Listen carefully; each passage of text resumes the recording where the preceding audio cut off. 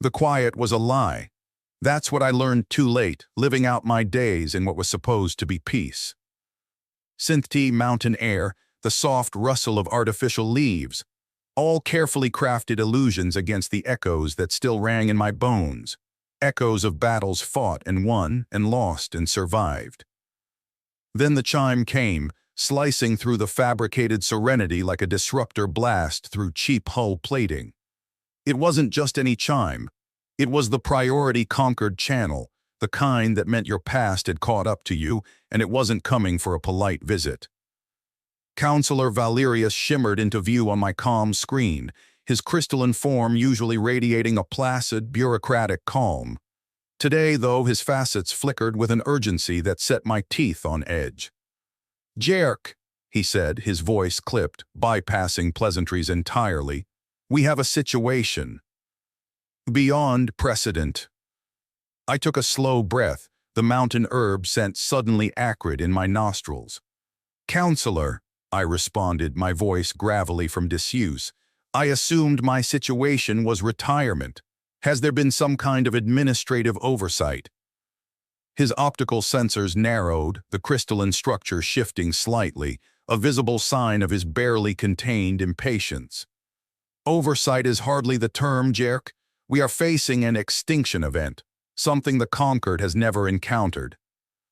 Something that laughs at protocols, dismisses armadas, devours entire star systems as if they were cosmic dust." He gestured sharply, and a holographic projection bloomed beside him, a swirling vortex of impossible colors and fractured space. "They are calling themselves the Voidborn. Though born of the void is more accurate. They are not invaders, Jerk. They are a hunger, a fundamental unraveling."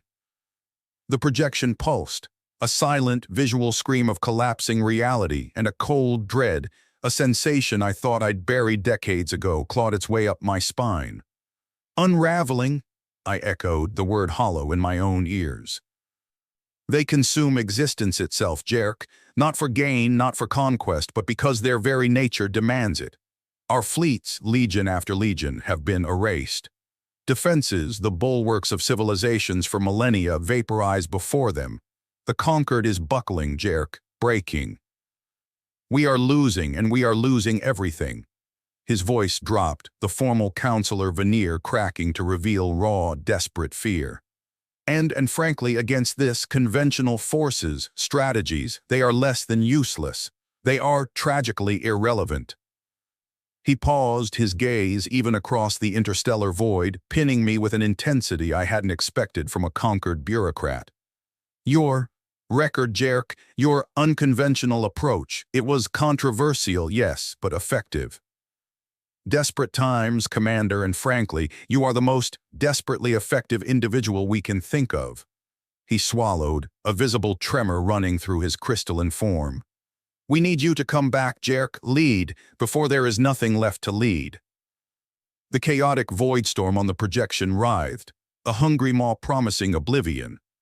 I looked down at my calloused, scarred hands, hands that had ended countless lives, hands that had once held the fate of worlds in their grip, hands that had for too long been still. The quiet I had so carefully cultivated shattered into a million pieces. The echoes of war weren't just phantoms anymore. They were real, urgent, screaming in the void. And they were calling me back to the darkness I thought I'd escaped, calling me home to a battle I wasn't sure even I could win. "Lead, counselor," I told Valerius, the words catching in my throat, "but it will be on my terms."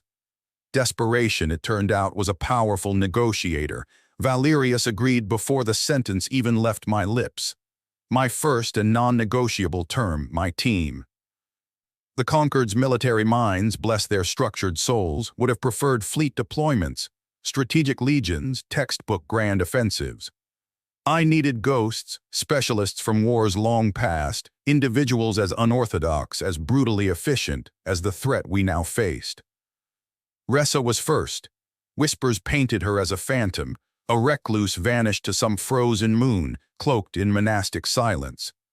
Finding her calm frequency felt like excavating ancient ruins, But Ressa, even in self-imposed exile, had left digital breadcrumbs only I knew how to follow. When her image finally flickered onto my screen, framed by the static blizzard of some forgotten world, she hadn't aged a day. Eyes like polished obsidian, sharp and perpetually focused, a predator forever coiled and ready to strike. Jerk was her only greeting, no question, no surprise, just stark recognition. They need us, Ressa, something vast, something that laughs at firewalls and formations, something that needs a scalpel, not a sledgehammer. A beat of silence, just the hiss of static and the implied weight of unspoken understanding between us. Then, a single, precise question, designation. Torvin was always going to be the harder find. Genius, unquestionably, stable, categorically not. He'd dissolved into the fringe after retirement, a whisper in the digital winds, rumored to be chasing the ghosts of pre-collapse technology, diving headfirst into the rabbit holes of theoretical physics and tech heresy.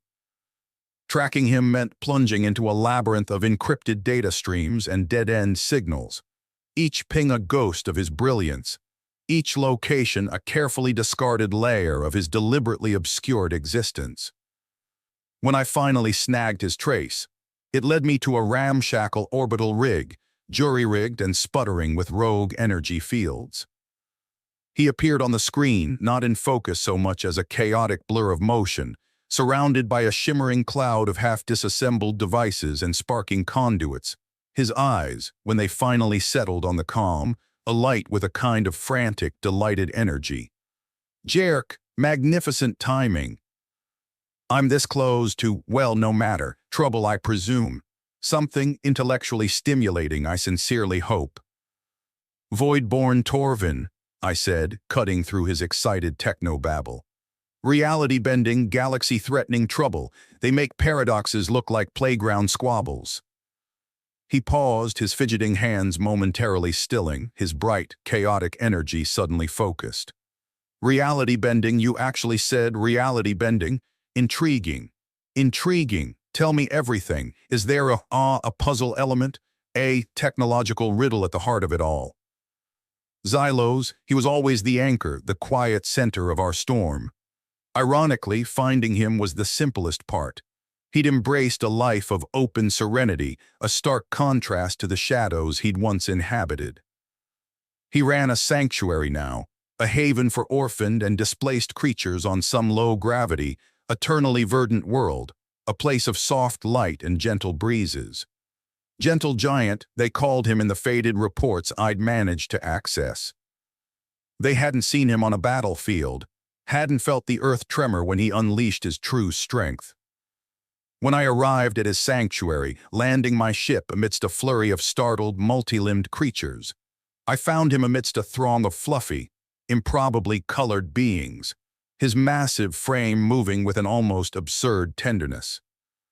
But when he turned, when his gaze locked onto mine, the warmth in his eyes vanished, hardening to something far older, far sharper. Jerk, he rumbled, his voice a low thrum that resonated in my chest. Not for this again, surely? I thought those days were done. It is Xylos, I admitted, the words tasting like defeat in my own mouth. Worse than before. They need something beyond peacekeepers now. They need us. The old ways, the buried ones. He looked out over the tranquil valley, at the creatures basking in the artificial sunlight, his jaw clenched. A long silence stretched between us, filled only with the chirping and rustling of alien life. Finally he sighed, the sound like the slow, grinding shift of tectonic plates, like something ancient and powerful being reluctantly roused.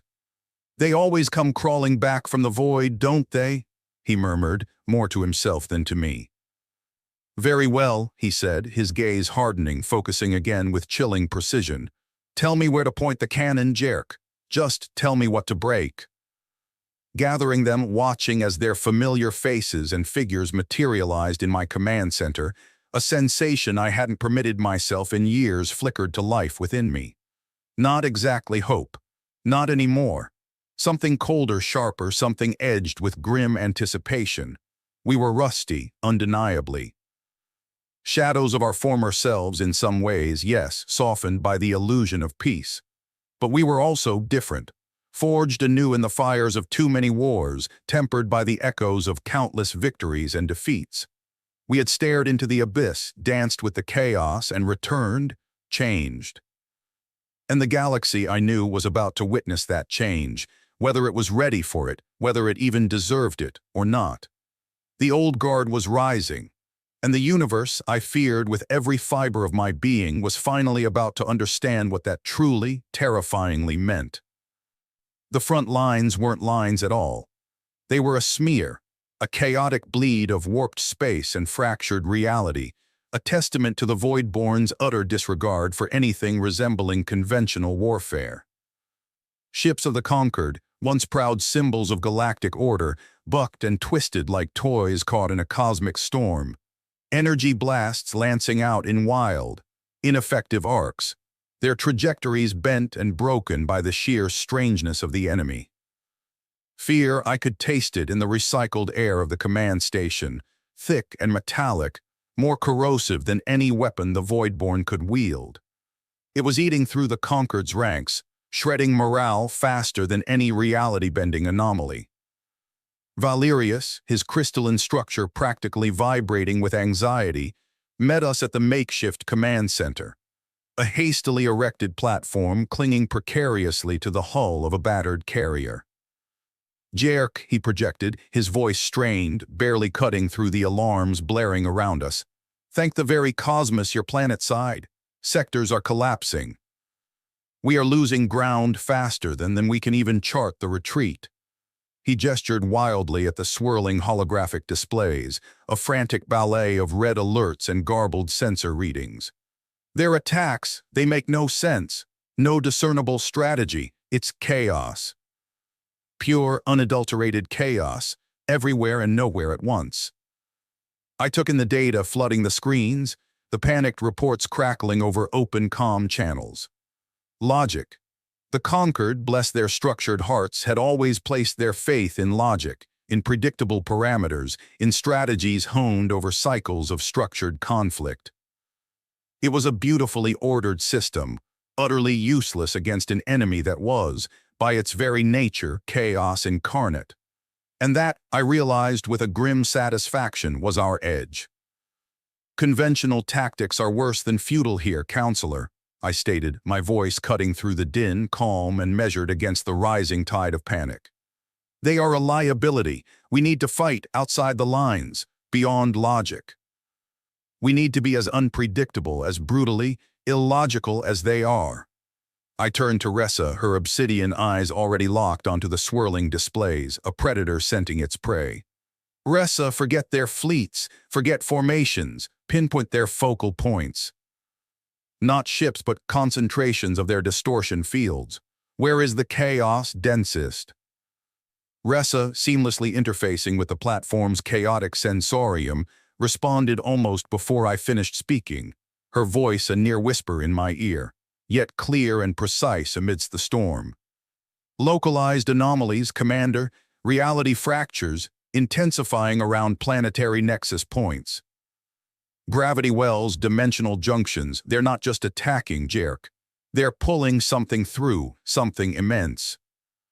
"Torvin," I barked, my gaze snapping to the tech specialist, already fingers flying across a repurposed console, his mind a whirlwind of chaotic calculations. "Can you disrupt those fractures? Not just shields, not just weapons fire, something destabilizing, something inherently wrong. Something they won't anticipate, because it defies reason itself." Torvin's laugh echoed in my headset, a manic, delighted sound that bordered on hysteria, yet held a core of absolute, unwavering brilliance. "Destabilizing? Jerk, my dear commander, you are truly speaking my language now. Reason is for the unimaginative, for the strategically pedestrian. I have, magnificent ideas bubbling to the surface. Remember that phase shift resonator project I was buried in before? Well, before all this pleasant retirement business. Prohibitively unstable, yes, teetering on the brink of unraveling local spacetime at the best of times. always threatened to collapse into a singularity and swallow half a sector. Perfect. Xylos, his massive frame radiating an aura of quiet, implacable intensity, simply nodded, his gaze steady, unwavering, fixed on the swirling void on the main display. "Direction, Jerk," he rumbled, his voice like the grinding of mountains. "Just tell me where to aim. Tell me what needs unmaking." Our first strike was less a strike, more a deliberate act of calculated insanity. Ressa's impossibly precise targeting data, gleaned from the chaotic sensorium, guided Torvin's hastily, brilliantly, dangerously modified phase shift resonators. Instead of targeting void-born entities directly, instead of wasting energy on shields that dissolved like illusions against their touch, we attacked the very fabric of space around them. Localized bursts of phase distortion, tearing invisible rents in the seams of reality, creating fleeting, contained pockets of impossible physics, miniature universes of utter unlawfulness. The effect was immediate and utterly disorienting. The void-born, creatures born of that very distortion, entities that were the unraveling, seemed bewildered, confused. Their chaotic attacks faltered, their relentless advance stuttered, their ethereal forms flickering like dying embers in a sudden, unexpected wind. And then came Xylos. No subtlety, no surgical precision, no calculated elegance, just raw, untamed, overwhelming firepower unleashed with the controlled fury of a collapsing star. He wrestled control of the platform's heavy cannons, weapons designed to shatter fleets, not skirmish with phantoms, and unleashed a barrage that defied every tactical doctrine, every rule of engagement the conquered had ever codified. Not concentrated volleys, not targeted bursts, but a chaotic, saturating storm of raw energy, blanketing entire sectors with overlapping pulses, hammering the void-born not with precision, but with sheer, brutal, overwhelming force. It wasn't elegant. It was terrifying. It was, against this enemy, devastatingly, impossibly effective. The universe, I could feel it, was holding its breath, watching, listening to the frantic, disbelieving calm chatter erupting from other conquered fleets. The stunned, unnatural silence emanating from the void-born entities. The widening optical sensors of Valerius as he witnessed humanity's utterly hawkingly unorthodox methods. This wasn't just a battle anymore, it was a spectacle. A horrifying, awe-inspiring display of what humanity, finally unchained from the restraints of civilized warfare, could unleash upon a universe foolish enough to push it too far. And for a moment, just a fleeting, dangerous moment, I felt a grim satisfaction bloom in my chest. We were answering chaos with chaos, disorder with even greater disorder, and in the heart of that madness, we were, impossibly, gaining ground. But then something subtle, almost imperceptible, shifted in the cacophony of battle. Not in the raw intensity of the fighting, but in the nature of the void-born themselves. Their chaotic attacks began to coalesce, to focus. Not with renewed aggression, not with greater fury, but with a new, chillingly evident desperation. Ressa's voice, suddenly tight, strained with a different kind of tension, cut through the chaotic calm channel, sending a fresh wave of ice through my veins. "Jerk, they're distortions, they're changing. They're still chaotic, yes, but more directional now. Less like attacks, more like signals, distress signals. They're not consuming us, Jerk, not anymore. They are fleeing. They're trying to escape something." And in that moment, amidst the chaos and destruction, amidst the symphony of impossible physics and unleashed human fury, a chilling, terrible realization crashed down upon me, a truth more terrifying than any weapon, any void-born horror. We weren't facing invaders at all. We were facing refugees. And their chaotic erasures, their reality-bending distortions, weren't acts of aggression, but desperate, heartbreaking cries for help, echoing across the void from a dimension tearing itself apart at the seams. The universe watched in fear, yes, trembling at the unleashed fury of humanity. But that fear, I suddenly understood, was terribly, tragically misplaced. Because the true horror wasn't what we were unleashing. It was what the Voidborn were fleeing. And we, the old guard, humanity's brutally effective, tragically misguided weapon, were about to learn the true, agonizing cost of our glorious, terrible ruthlessness. The fear wasn't in the chaotic retreat of the Voidborn.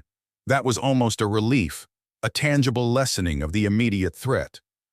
No, the real fear, the chilling undercurrent that now pulsed through the command platform, was emanating from the Conquered itself. Our methods, undeniably effective, brutally decisive, had shattered more than just enemy formations in the void.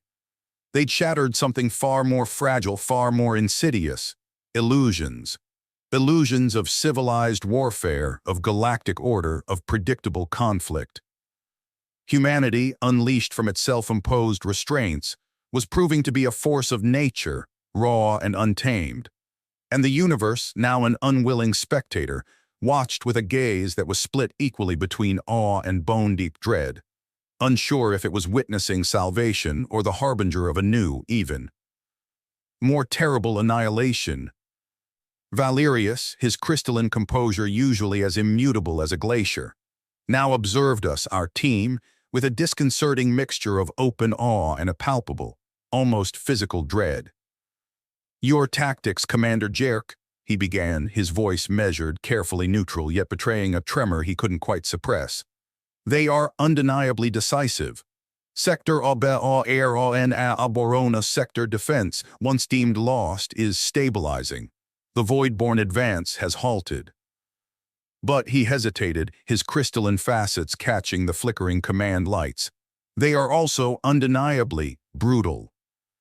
I met his multifaceted gaze head-on, unflinching, letting the raw weariness etched into my features speak for itself. "War is brutal, Counselor," I stated, my voice flat, devoid of emotion. "The Voidborn, as you have witnessed firsthand, are not adhering to the established protocols of engagement. They are not playing by Conquered rules. Frankly, against this, civilized warfare becomes suicide. And I rather prefer to keep my soldiers alive. However, unsettling you may find our methods." "It is not merely unsettling, Commander," Valerius countered, though his tone remained carefully modulated, diplomatic to its core, even in the face of his obvious disquiet. "It is the scale, the collateral consequences, the sheer ferocity. It is, to be blunt, Jerk, unnerving. Even to those of us who are grateful for their effectiveness." He gestured with a delicate, multi-jointed appendage towards the frantic flow of calm traffic flooding the platform, a chaotic symphony of frantic hails and data streams. "Listen to the comms, Commander. Feel the undercurrent. Allied fleets, council members on every world, they are concerned." He chose the word carefully, precisely, but the subtext was screamingly clear. "They are discussing humanity's fury. It has become a term, a label, and many, I regret to inform you, Commander, see only destruction. Unchecked power." Ressa, ever the pragmatist, ever focused on the cold, hard reality of survival, interjected, her voice cutting through the tension like a laser scalpel. "Fear is a tool, Counselor," she stated, her gaze fixed on the holographic void storm still flickering on the main display, though now diminished, contained. "Sometimes, in certain situations, it is regrettably the only tool that truly resonates." The Voidborn were not deterred by diplomatic overtures, by polite requests to cease their erasure. They were not even slowed by conventional firepower. They responded, however, quite decisively to a language they understood. The oldest language in the universe, Counselor. The primal tongue of survival, the stark, unambiguous dialect of fear.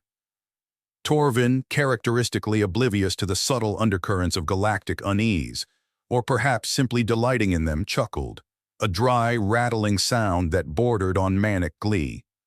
"Precisely. Consider it, Counselor Valerius, a form of applied existentialism. We demonstrated to the cosmos, in no uncertain terms, the delightful, utterly terrifying unpredictability of raw chaos, wielded with intent. And they, quite understandably, are now appreciative of the sheer existential scope of that demonstration. Apprehensive is, I believe, a rather quaint, almost charmingly understated Terran idiom for absolutely petrified in this particular paradigm shift. Xylos, his massive frame a bulwark of quiet, unwavering intensity, simply crossed his arms, his gaze fixed on the same distant, swirling vortex of void-born energy. His voice, when it came, was low, resonant, final. "We did what needed to be done, Counselor," he stated, his words devoid of apology, devoid of explanation, just raw, unvarnished fact. "They came to erase. We erased back. Simple, really, a fundamentally elegant equation: action, reaction, survival. Anything else is extraneous noise." Simple, perhaps, for us. For the rest of the delicately balanced, carefully ordered, predictably bureaucratic galaxy, far, far less so.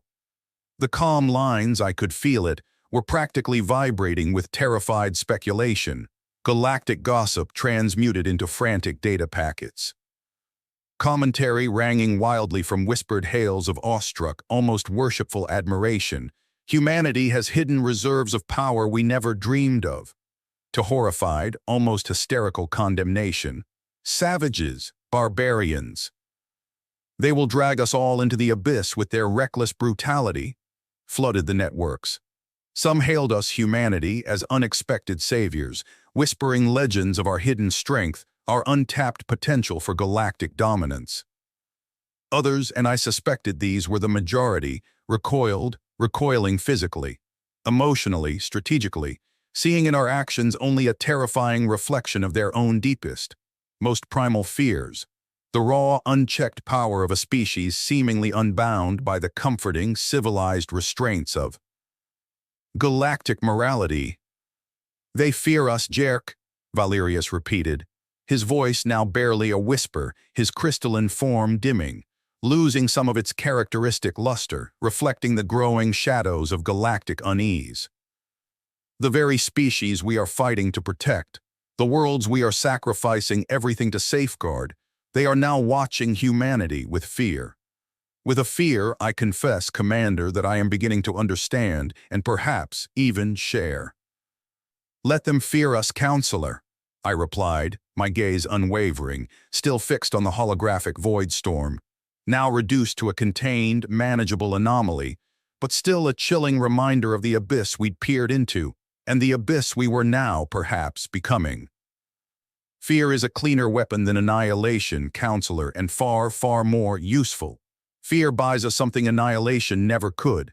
Fear buys us time, time to breathe, time to strategize, time to understand what we're truly facing, time, perhaps, to find a better answer than just erasure."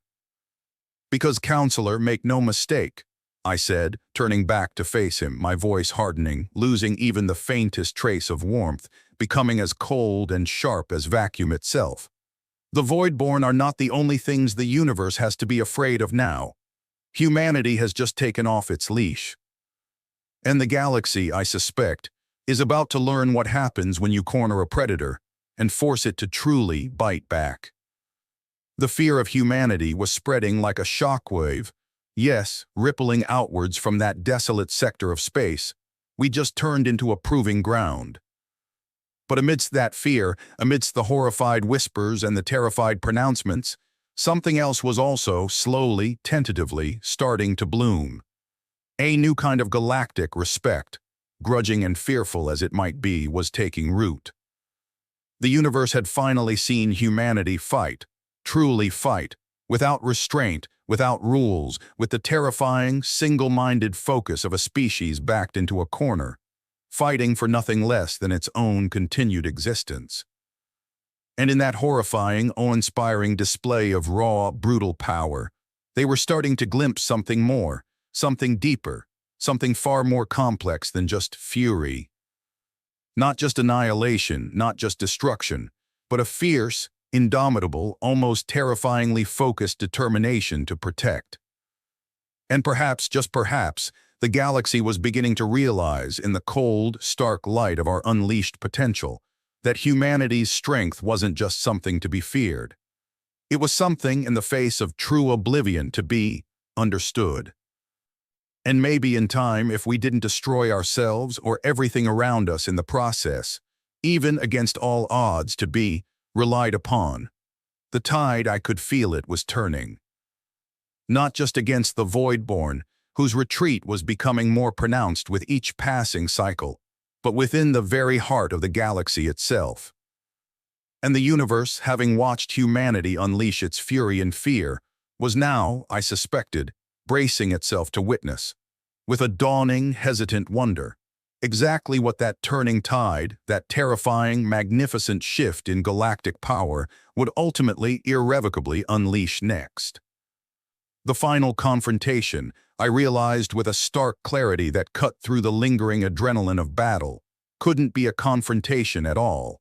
Not in the traditional sense. Not with weapons, not with fury, not with the terrifying, glorious ruthlessness we had unleashed. The Voidborn, cornered, pushed back, weren't fighting anymore. Their chaotic assaults had ceased entirely, replaced by something far more unsettling, a desperate, almost pathetic retreat. They were falling back, deeper and deeper into the collapsing fringes of their own dying dimension, their reality-bending signals no longer aimed at destruction, but morphing into something undeniably, heartbreakingly clear. Frantic cries for help, echoing across the void. Annihilation, Xylos's brutally simple equation, wasn't just insufficient. It was obscene. It was the wrong answer, the tragically, fundamentally wrong response to a plea for salvation. We had to find another way. Torvin, I said, my voice low but firm, cutting through the sudden, almost unnerving quiet that had fallen over the command platform. That phase shift resonator, the existential unraveler, as you so charmingly dubbed it, the one with the concerning tendency towards space-time annihilation. Torvin's crystalline eyes brightened, flashing with a spark of manic, utterly inappropriate delight. Ah, the existential unraveler. Marvelous piece of unstable engineering, wasn't she? Technically illegal in at least 3 sectors, possibly 4 depending on your interpretation of universal sanctity regulations. Yes, magnificent piece of theoretical instability. What, my dear commander, could you possibly have in mind for such a delightfully dangerous device? Not unraveling, Torvin, I corrected, my voice losing none of its steel despite the gravity of the moment. Unraveling was, as you rightly pointed out, the problem. We need to stabilize it, to control it, to repurpose it, to open up a conduit, a controlled, focused, stable bridge. Not to tear apart, Torvin, but to connect, to help them escape, to guide them to us. A silence descended on the command platform, thicker, heavier than the vacuum of space outside. Even the hum of the station seemed to dim, holding its breath. Xylos, Ressa, even the usually unflappable Valerius stared at me, their expressions a complex tapestry of disbelief, apprehension, and a dawning, hesitant hope. Valerius, his crystalline form unusually still, almost frozen, finally spoke, his voice barely a whisper, laced with a profound, bewildered awe. A bridge, Jerk. To that, he gestured towards the holographic void storm, now flickering like a dying flame, contained but still impossibly wrong. To the void itself. They're not invaders, counselor, I reiterated, my voice firm, grounding the impossible idea in the stark reality of our situation. They're refugees, displaced, desperate. Their dimension, whatever nightmarish reality birthed them, is dying. They need somewhere else to go. And we, I said, gesturing to the faces of my team, to the silent power thrumming within the forces we now commanded. We are humanity, counselor. And if there's one thing humans are, for better or worse, it's bridge builders. We know how to connect disparate realities. Even, I said, meeting Valerius's gaze directly, unflinching, even to the void. Ressa, surprisingly, was the first to break the stunned silence, her voice quiet, analytical, yet laced with a faint, almost imperceptible tremor of something that might have been hope. The distortion fields, they are shifting, Jerk, recalibrating. They are focused now. Not random chaos spreading outwards, but directed energy, almost intentional. They're trying to widen the rifts, not just erase us. They're trying to open a door. They are, in their own chaotic, desperate way, trying to communicate, not just destroy. Xylos, ever the pragmatic heart of our storm, simply grunted, the sound rumbling through the platform like distant thunder, a deep note of grudging, reluctant understanding. "So we're building them a lifeboat, then?" he murmured, the words surprisingly gentle for their stark, almost brutal simplicity. "Instead of sinking their damn ship. Makes a grim sort of sense. A very human sort of sense, actually, when you think about it." Torvin, already lost in the swirling vortex of calculations blooming across his holographic display, his fingers dancing across the console as if playing some mad, beautiful symphony of theoretical physics, chuckled again, that same manic, delighted sound, but now laced with a thread of something something almost reverent. "A lifeboat," he murmured, half to himself, half to the void itself, "fashioned from controlled space-time instability. Oh, Commander Jerk, you magnificent, gloriously insane human being, this is, yes, this is deliciously paradoxical." And just like that, the shift happened. The battle ended, not with a final, crushing blow, not with a glorious victory cry, but with a silent, almost hesitant, construction. The heavy cannons fell silent. The energy shields shifted, no longer barriers against attack, but protective matrices, cradling delicate instruments. Torvin, fueled by synth-T and sheer manic brilliance, guided by Ressa's impossibly precise readings of the shifting distortion fields, shielded from accidental reality collapse by Xylos' quiet, implacable power, wrestled with the phase shift resonators, coaxing them, cajoling them, recalibrating them, not to disrupt, not to destroy, not to unravel, but to reshape, to reweave reality itself, to create not a weapon but a pathway, to forge not a void but a stable conduit, a shimmering, impossible bridge stretching across the dimensional rift, a pathway unbelievably, heartbreakingly, terrifyingly, home, a pathway from their dying void to our vibrant, chaotic, and perhaps, just perhaps, suddenly welcoming universe.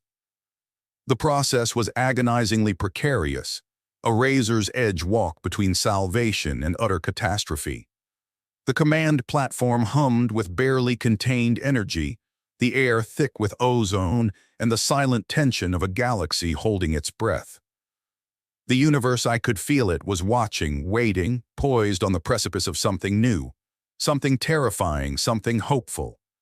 The fear, the raw, primal terror of humanity unleashed had receded, replaced by a different kind of awe, a stunned, breathless anticipation. Humanity's fury had given way, impossibly, miraculously, to something utterly unexpected, something transformative. And then, as the conduit stabilized, shimmering like a tear in the fabric of space itself, pulsing with controlled, contained chaos, the Voidborn responded. Not with a chaotic surge of destruction, not with a desperate final attack, but with a hesitant, almost timid approach. Slowly, tentatively, entities of pure distortion, of fractured light and impossible shadow began to coalesce at the edge of the bridge. And then, slowly, hesitantly, they began to flow. Not as a tide of destruction, not as a wave of erasure, but as arrivals, refugees seeking sanctuary. Beings of pure energy, of fractured reality, seeking a haven in the messy, vibrant, imperfect, and suddenly, achingly precious universe we, humanity and conquered alike, called home. The universe watched, yes, and the fear undeniably still lingered, a cold, sharp undercurrent to the unfolding miracle. But it was no longer the dominant note, no longer the defining characteristic of their gaze. Now the fear was laced with something new. Something fragile, something nascent, something utterly, impossibly beautiful. Awe, and in its purest, most potent form, a dawning understanding. Humanity, the galaxy was finally beginning to grasp, hadn't just returned to battle. They had returned to forge a new kind of peace. A peace not built on the fragile, often illusory foundations of order and control, but on something far more enduring, far more resilient, a terrifyingly compassionate strength. A peace forged impossibly, miraculously in the heart of fire, tempered by the unexpected grace of empathy, and illuminated against all odds by the surprising, bewildering, utterly breathtaking brilliance of human ingenuity. The galaxy had watched humanity unleash its fury and trembled. Now, finally, irrevocably, they were beginning to see something far more complex, far more nuanced, and dare I even whisper it, far more hopeful. The universe had watched in fear. And now, at long last, against all reason, against all expectation, they would watch in wonder. And maybe, just maybe, begin to understand. And in that fragile, terrifying, beautiful understanding, a new kind of galaxy, a new kind of future, might just impossibly begin to be born.